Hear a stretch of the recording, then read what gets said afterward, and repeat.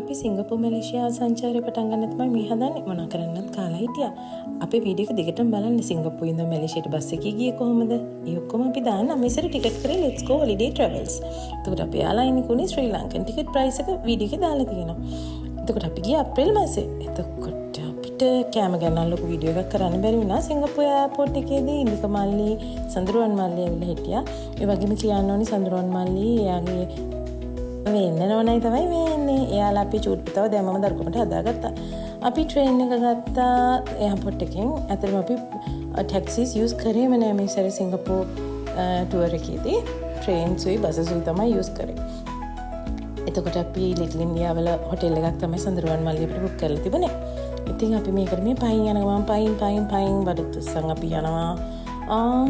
Check-in වුණා. අපි ඊගාව vlog එකකින් කියන ඊගාව දවස් අපි මොකද කළේ කියලා ඊගාව vlog එකත් බලන්න.